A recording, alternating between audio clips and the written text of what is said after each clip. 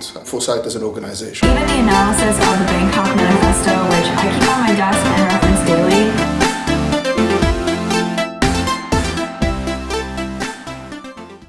my name is PÁDRAIC Gilligan. I'm proud to be Chief Marketing Officer at SITE. And today we're going to hear from a lot of different people about the whole process of creating this really important second edition of the SITE Manifesto, which takes its title from Vancouver, the host city for SITE's global conference in 2020.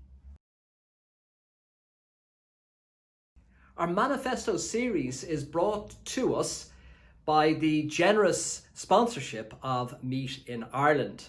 So I asked Mary Collins from the Meet in Ireland team, why is it so important for Meet in Ireland to be part of this process of creating a manifesto for the incentive travel industry? Greetings from Ireland. I am delighted to be here with you all to give you a quick overview as to why Meet in Ireland became involved with the Manifesto series. However, before I start on that, I would like to take this opportunity to just say a massive thank you to all the team inside Global.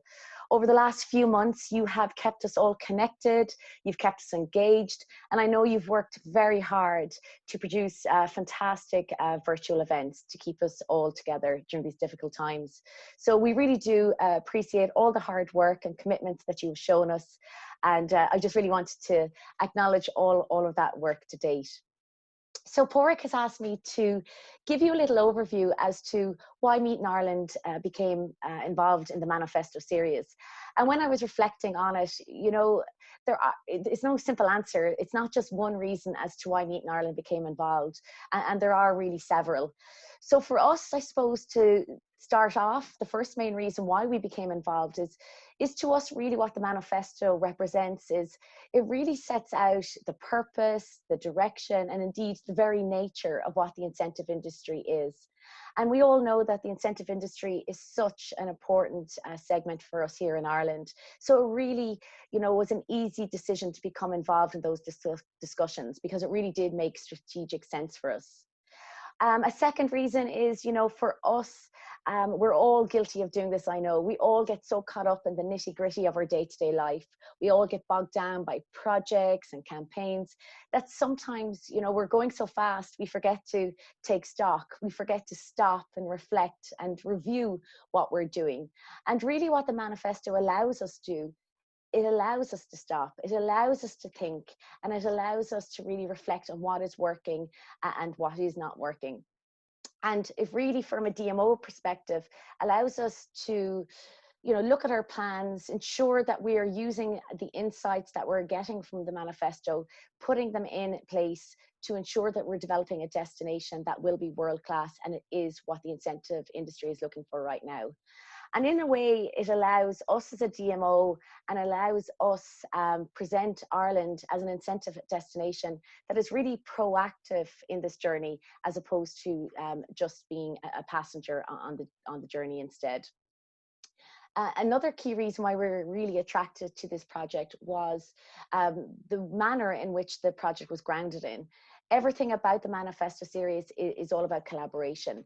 So what was really attractive was the fact that all the insights, they were produced, they were co-created, and they were developed by over 600 industry professionals who are active on the ground delivering incentive experiences on a day-to-day basis. So, you know, it's not something that's led from the top down, but it's really from grassroots up. And this, again, was really interesting. And another side benefit of it was through those sessions during the manifesto, we got to make fantastic relationships and great friendships with so many industry peers and industry experts across the globe, which again really helps us in our planning and our strategic thought process. So they're the main reasons why Meet in Ireland has partnered up with SITE on this project. We look forward to working with SITE Global again next year on this. And really massive benefit, and we thank you all for all of your insights and for contributing so well to this manifesto series as well.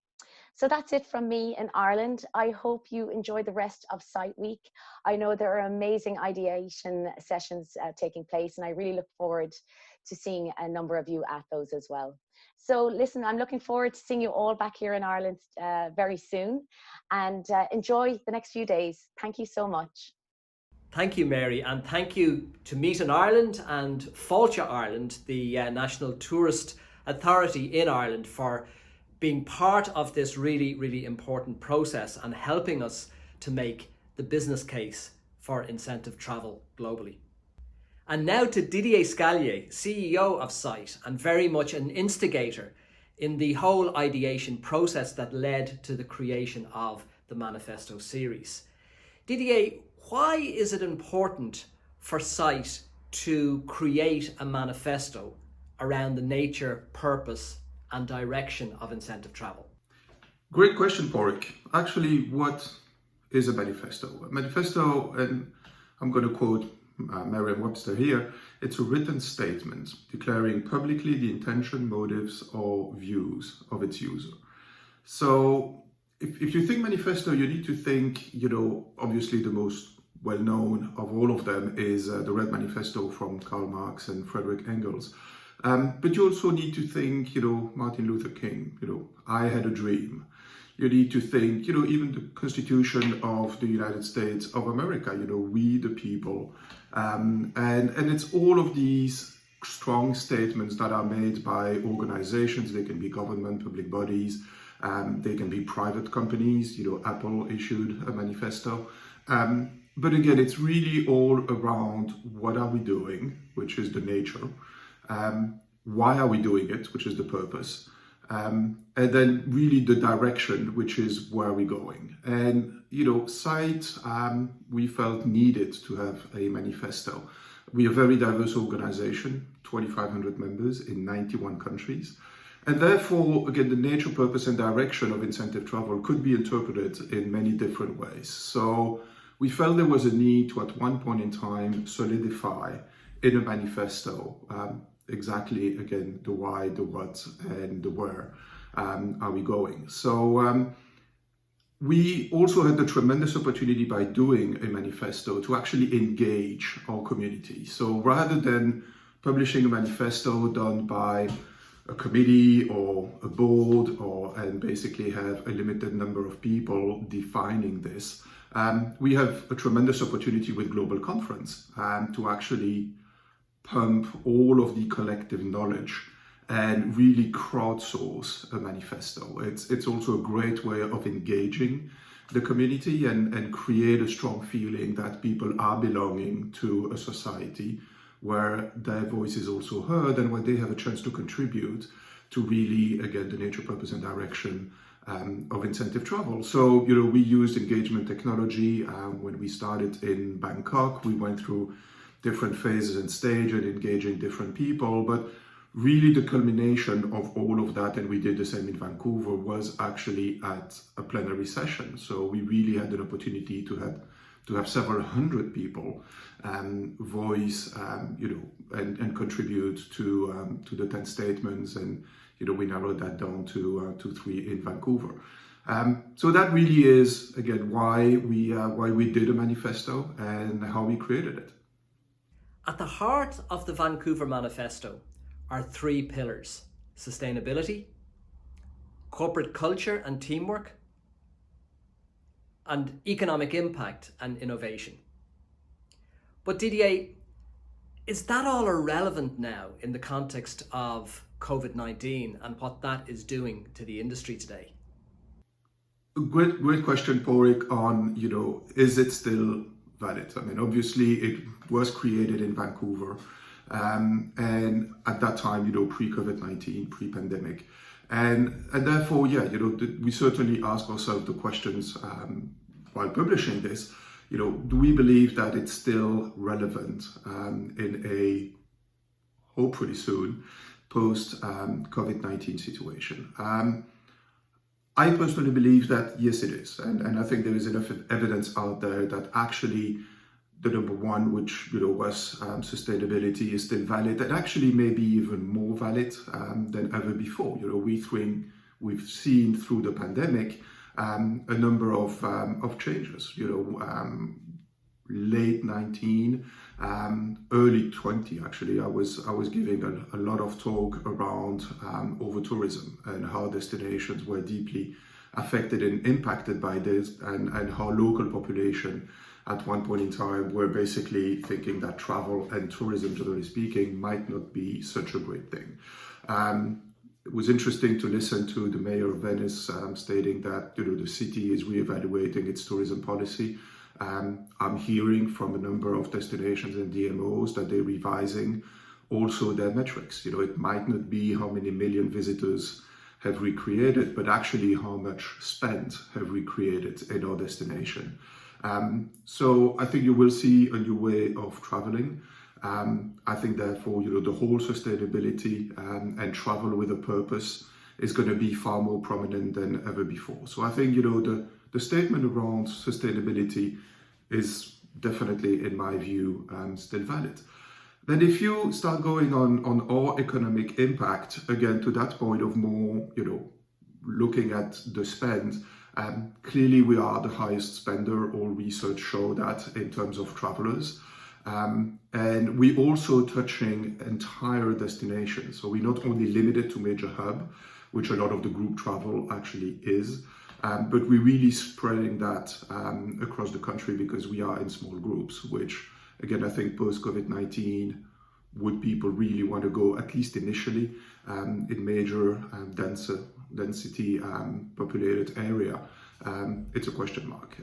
But so I think, the whole relevance of we as an economic engine and as a key driver for destination, I think remains intact. And again, I think, as we go back on traveling, I think that will continue to be the case, and certainly an argument that we need to make and that we need to push. If you go on the last point, which is really, how do we stay relevant and be corporate builders through motivational experience?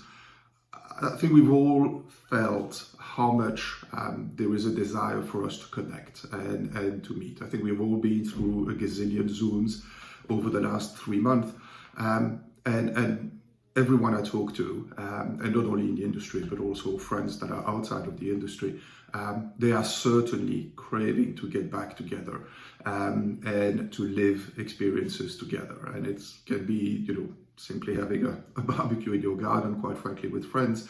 But I think, the whole travel experience is missing at the moment, and is missed by many, many people. So I think, we will see that come back. Again, it's our role as a society to basically express very clearly why are we important, why are we corporate builders, why are we an economic engine, and how do we do that in a sustainable way. So really the key 3 pillars or priorities that I guess were identified in the Vancouver Manifesto, I think remain more relevant than ever. It certainly is delayed in terms of its implementation, simply because the whole world has pushed the pause button at the moment.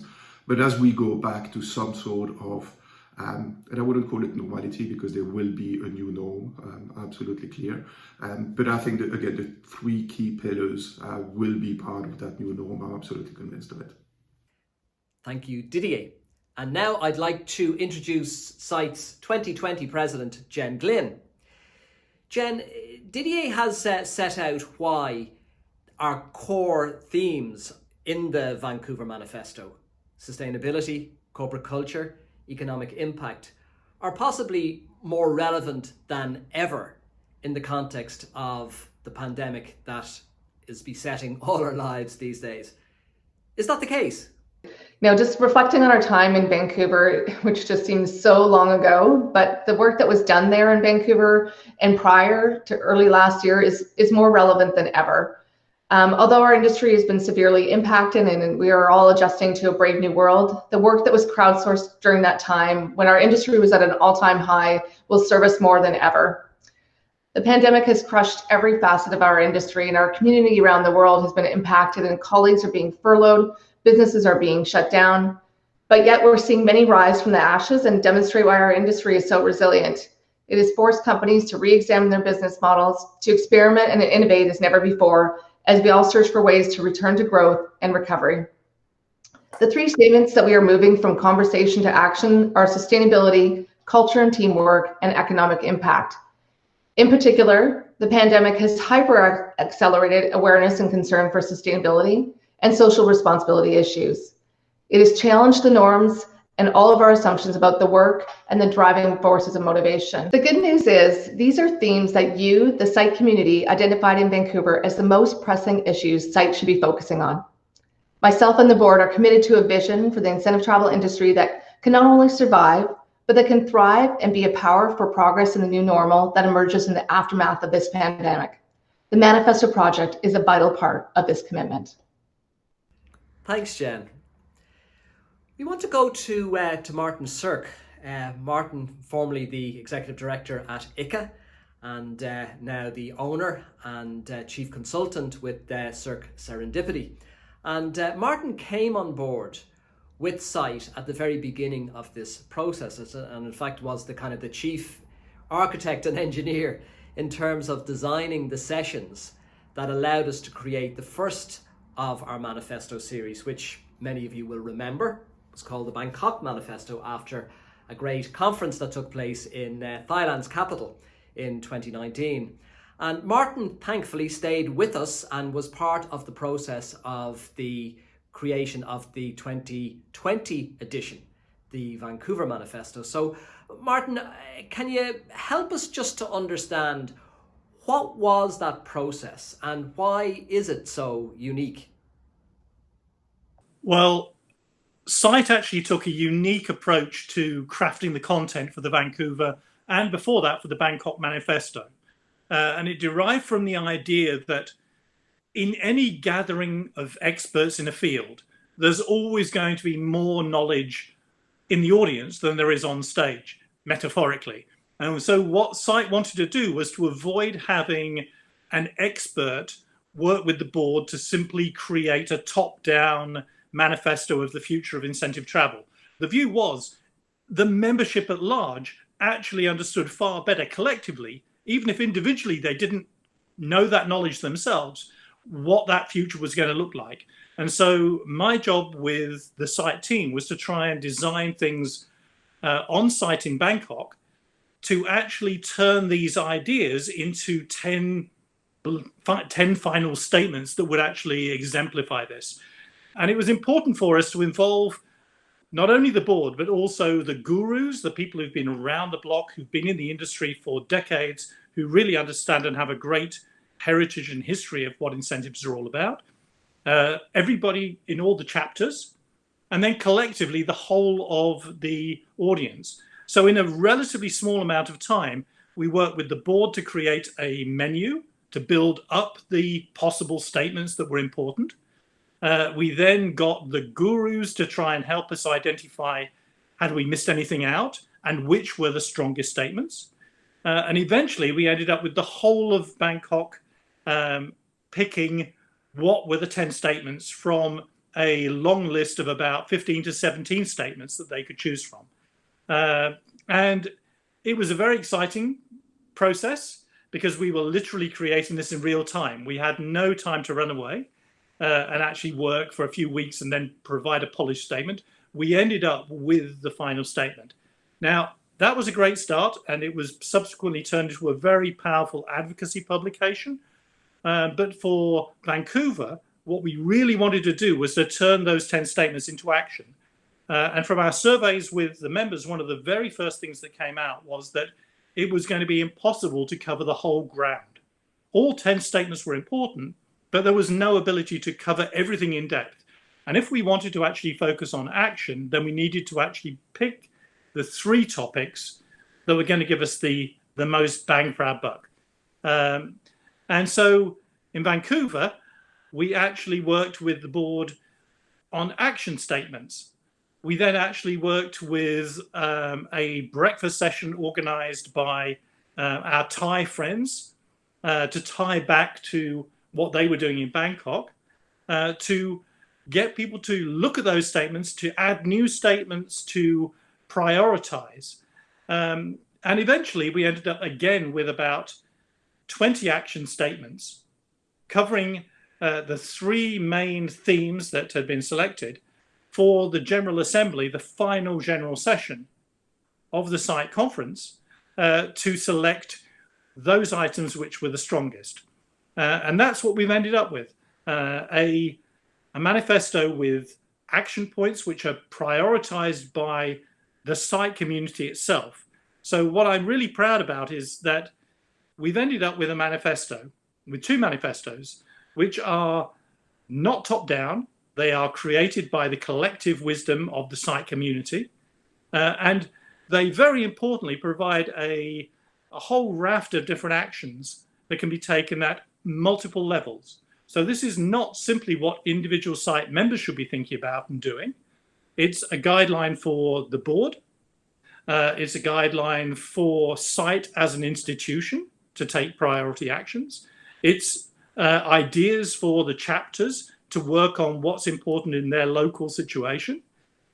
It's for member companies, for their clients, and of course also for the individuals. So the manifesto itself doesn't have all the answers, but it does have a fantastic sense of where each element within the site community can take action in the most effective way to help realize and create the reality of incentive travel that you're all aiming to get to. So Martin, as someone who comes from the world of associations and knows associations extremely well, what is it that strikes you about SITE and its difference with respect to other business events associations? Part of what makes SITE different is that unlike other business events associations, the nature of incentive travel is that the business end and the activity are separated. The motivation results in outputs for either business, and yet SITE itself is focused primarily on the reward, on the excitement of that reward. And so what SITE has that the others don't is this focus on giving reward to participants. I think the other associations are focused much more on the business end, whereas SITE is much more about the experience. And I think part of the challenge that SITE has is how to make all of the bodies that you want to influence aware of the business end. Because up to now, the focus has been very much on the experience and the reward side of the equation. But at the same time, not to lose what is extremely special about the reward side. Because ultimately, what makes any business event work is what happens to the participants. You know, is it an effective meeting? Is it an effective reward? And what SITE has been fantastic at down the decades is delivering experiences that genuinely motivate people to up their game, to perform better, to achieve the goals that their organization has set, whether that's in terms of increased sales, increased safety, social responsibility.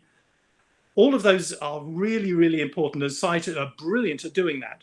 The big thing now, let's tell the whole story.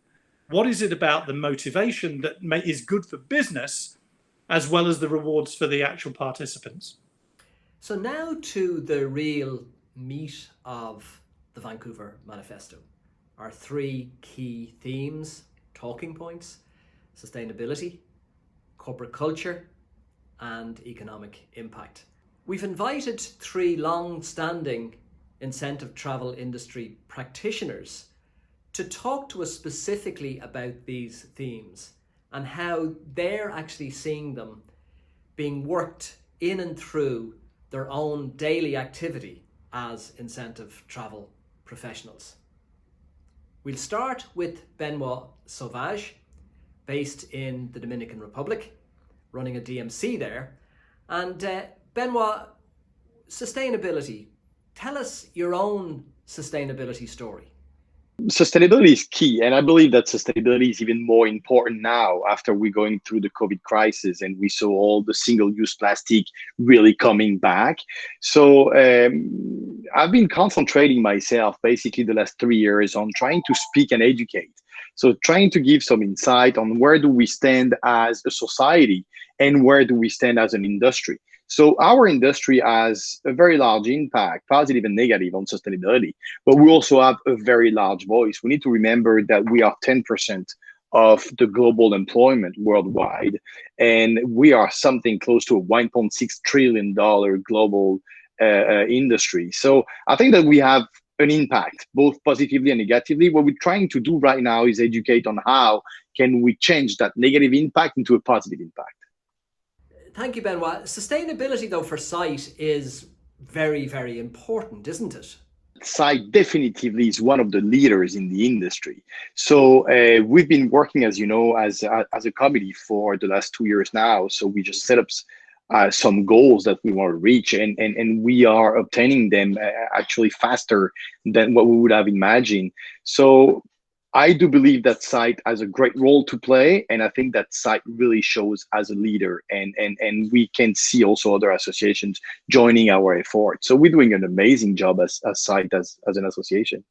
So Benoit, does sustainability make business sense? Sustainability does make business sense. So it's the first thing that the budget holders, as you say, needs to understand. You save money through sustainability, and there's a lot of case studies that we can share later on and see how hoteliers and how all the stakeholders do save money through sustainability. But if I have to myself explain one of the favorite actions we have, corporate social responsibility, which is community, which is part of sustainability, is really dear to my heart. And we've been working very hard the last 20 years on trying to bring education to poor communities. And we build schools, we refurbish schools. So we do lots of activities around the youngsters and the communications and the communities. We try to basically build bridges between a community abroad that comes to visit one of our destinations and the local communities. So lately during the pandemic, just to give you an idea, that's the first one that comes to my head, we created some fun trivias that we do with our clients, with our providers, and with our hotel partners, but we link that into CSR.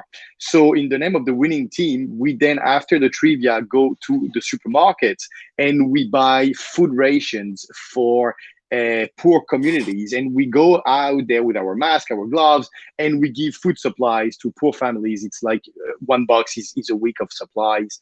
So it's a way on building that bridge between communities and still doing things towards a better sustainable goal. Interesting. But Benoit, are you a little worried at the moment just in relation to the impact of COVID-19 on, say, single-use plastics, for example? It seems to be undoing so much of the work that was done in a positive sense until now. I would say a little bit preoccupied, but I also understand that we did so much better those last years. I mean, you have like the EU, the European community decided to fully ban the single plastic use utensils. And now they came back because of COVID, because we're using masks, we're using gloves, and we're using basically plastic to protect ourselves from others. But these two shall pass. And COVID shall pass, and we'll go back to a better normal. So yes, there is a rise of single-use plastic, which is the one that worries me the most, because most of it ends up in landfill, and from landfills goes directly to our oceans, and from the oceans goes into the fishes that we end up eating. So no matter what, it's a circle, and it's not a proper and good circle. But I think that it's just a moment, and people will soon recognize and understand that we need to go back to the progresses that we were doing. So from sustainability to our next pillar, which is corporate culture, teamwork, and relationships.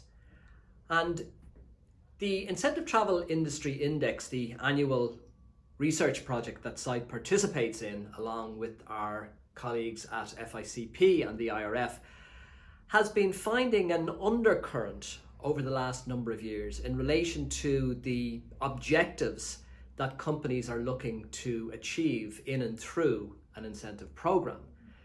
And In the past, those objectives were primarily and in some cases exclusively financial, but that is no longer the case. And we're seeing more and more a focus on, let's say, soft power outcomes. So the fulfillment of softer objectives like building a corporate culture, fostering relationships in an organization, building out the teamwork side so that people are working really, really well together as a result of having been perhaps together and sharing a wonderful travel experience. So to explore this really, really vital topic, the second pillar of the Vancouver Manifesto, I'm delighted to be joined by Edda ÖZDEN, who is the head of business development at MEP Destination Business Solutions. And Edda, you know, is this what you are seeing in terms of how incentive travel programs are being delivered on the ground? Are they seeking these softer objectives? That was the trend for a while now, with especially with the younger generations coming into workplace. They were looking for places where their values aligned, where they felt they could be a part of the culture, where they could foster relationships, mentorship opportunities, and all the things that incentive travel fosters is what they were looking for. So, but it's also not just the employees, but also the customers looking for associating themselves with brands with which they believed in. So I think the trend has been that building of that culture of those relationships for the long-term viability of brands and employees, of course. So I think definitely the retention value has been increasing in the near future, in recent years. So Edda, what has been your experience of the evolution in incentive travel over the last number of years? I think incentive travel has evolved over the years, just as any industry adapting to the times. I think in the past with older generations, it was merely seen as a simple reward, whereas now what goes on within the incentive travel, the experiences that are created, the relationships among different departments of levels of employees, those relationships that are fostered, those are the focuses. And what we see with the incentive travel events we've been organizing is a lot more of these emotional team building elements that have come into play, as opposed to in the past, it's been more of the really wow factors. But now it's been more about the people themselves and how they interact with the locals also. So it's been, I think, a lot more about emotional connections as opposed to just more merely impressing people. It's been so I think that's what we've seen in the recent years, and they all focus on, and I think SITE has really done a great job of focusing its training and its own events in this way as well, fashion our own events in this fashion as well. So, but then of course COVID-19 came to town. How will that impact on our pursuit of these softer objectives in relation to incentive travel programs? I absolutely think that the pursuit of a good corporate culture is going to become ever more important after the pandemic. It was already the trend with the business roundtable and the companies really focusing on what they call the benefit corporations and aligning themselves with stakeholder management as opposed to shareholder management, as in our statement in the Vancouver Manifesto. I love that part of it. And now with ever more people feeling the crunch, whether emotionally, health-wise, financially, around the world, I think people are going to want to work for or work with or buy from companies that are touching their own lives. So definitely that emotional connection is going to become more important. That corporate culture is going to become more important. Thank you, Ada. So corporate culture, obviously hugely, hugely important in relation to the outcomes from successful incentive travel programs.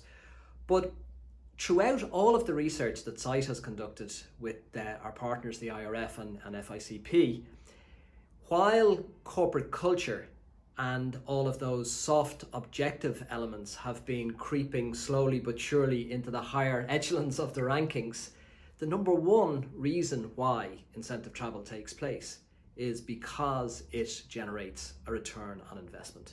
So economic impact obviously is primary in relation to incentive travel, and the other returns that come are a bonus in many respects. I'm delighted to introduce Dana Weaver, who's Senior Manager of Marketing Services at Growmark. Dana has been a member of SITE for a number of years and has served in an executive role on the board of SITE Chicago. So thank you for that, Dana. And thank you too for your service as a SITE Foundation trustee. It's wonderful to have a corporate end user as part of our board. Makes a huge difference in terms of understanding what is the driving force in terms of incentive travel and its future. And economic impact obviously is huge for Growmark and its use of incentive travel. Dana, can you give us a little bit of a history of Growmark and incentive travel? We've been using incentive travel since 1952. So do the math. We're on our 68th year of incentive travel. We have currently today we have two incentive programs, one strictly on sales and the other one's on sales and marketing behaviors. Today, those programs, we run those and through the help of SITE, and trust me, our CEO and senior management firmly believe that my involvement in SITE helps Growmark reward and recognize our people in a better way. Because when I attend SITE events, whether it's a classic, a global conference, whatever it might be, and I come back to Growmark and I bring those ideas back and help develop those incentive programs. Our CEO says that they call it, Kathy is my colleague, they always call it the Dana and Kathy magic, because they're always impressed in how we can take an incentive program and do it so very well. And a little bit sounds self-serving there, but that's what the CEO says. And so we do that because we get all these ideas from SITE. And I'm not just saying that because we're on a SITE call here. It's I would have said that 8 years ago when I joined SITE, because it really does help us deliver a better program. So Growmark's been around 93 years. We've done incentive programs 68 of those years. And quite frankly, we look at it as an opportunity to help people. I can't motivate people, but I can give them the opportunity to be motivated. And when they come back from an incentive program, trust me, they are motivated to want to earn it again. Between them and their spouse or guest, they truly want to have that experience again. So when they get back from an incentive program, they work hard to achieve the next one so that they can be rewarded again. And it just kind of snowballs from there. Every year, they just keep wanting to be rewarded and recognized. And they feel like they've really achieved something when they have achieved the incentive programs. They're not easy. It's a sales goal, but there's marketing behaviors they have to achieve. And it truly is an opportunity for Growmark to be a better organization than we are without incentive travel. Thank you, Dana. Always wonderful to hear from a corporate end user in relation to the whole incentive travel process. So, the Vancouver Manifesto. This year we wanted to take a different approach. Bangkok was all about big picture, all about aspirations. This year we wanted to bring it down into the nitty-gritty. We wanted to get from aspiration to action. And we involved a great friend of SITE, Jason Thompson of Jigsaw Management, in that process. Jason joined the ideation and creation sessions that we did in Vancouver. He followed all of them as they unfolded. And then he took all of the content that was created during the sessions, steered by Martin, and he laid out what you're now going to be able to read, which is the Vancouver Manifesto for 2020. Jason, can you actually give us a sense of what we can expect to read between the covers of the Vancouver Manifesto and how it all came together? Hey, superstars of SITE. It's good to see you again. I feel like we had a great time together in Vancouver. We learned so much from each other. I got the opportunity to sit in so many of the sessions that really formed the basis of the writing that I've been doing over the last few months, which was creating this document, the Vancouver Manifesto, that should be standing in your hands or sitting on your screen right now. We learned so much from one another, and I want to help you get the most out of that document over the next couple of minutes by talking about some broad concepts and specifically 3 things that are happening within the document itself.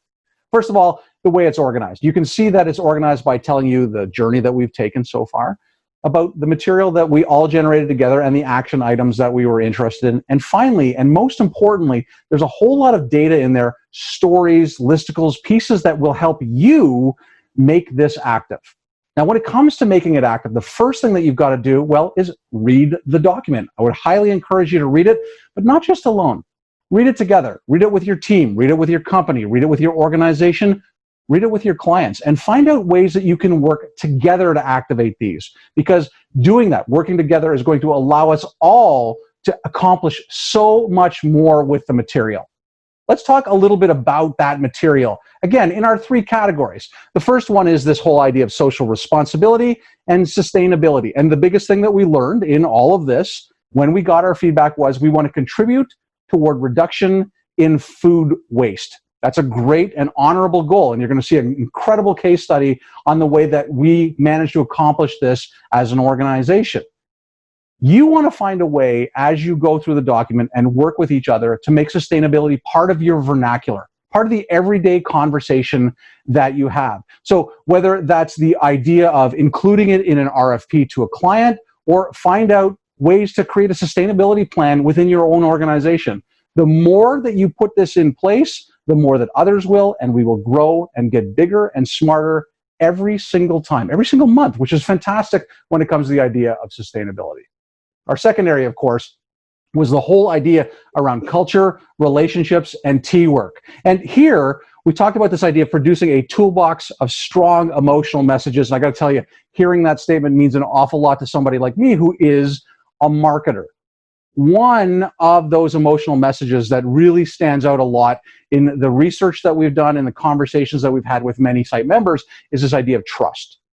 Trusting each other within a job, a project, a moment, to be able to advance things better and to stand on guard in better ways for our clients and for our attendees is a really, really significant thing. Trust is something that often lacks if you don't put it front and center. And that's an emotional message that we can do both internally and externally, whether we're trying to build the industry or to help one another. This section, I think, is really, really interesting in the way that it helps us to understand the kinds of messages that we want to deliver. You know, things like connection, things like trust, things like confidence. Take a look at that section for a whole bunch of material that you can use to go out there and really elevate that idea of culture, relationships, and teamwork. The third area that we talk about is this idea of economic growth and innovation. That's something we are all very focused on right now. And when it came to that, the number one item that we had was the idea of elevating the story around business and tourism, advocacy around those 2 approaches, a business case, a tourism case. This is fantastic. And it's something that we've all wrestled with over the years, but here is something that's very interesting that has happened just since March. We've been doing a little of that, haven't we? You know, we've been sitting down and reimagining what an incentive can be, what moves an audience, what an event or an experience can look like. The encouragement, particularly in this section, is to find ways to continue to drive that ball forward, to look at whether it's real or virtual, the way that we can make a difference to those that are around us. So continue those blue sky sessions, continue that design thinking. This is something that will absolutely positively drive us forward towards the outcomes that we want as we build, grow, nourish, and sustain the industry. There are dozens upon dozens of tips just like that, from the general act of listening to the very specific around how you can activate against some of the United Nations protocols that are out there. I want you to go out there and take a look at it, because this is the diving board. It's the jumping off point. And I, for one, am very excited to see what you come back with and how you drive that thinking to an entirely different level that we didn't expect. Thank you so much for reading, for sharing, and for making a difference.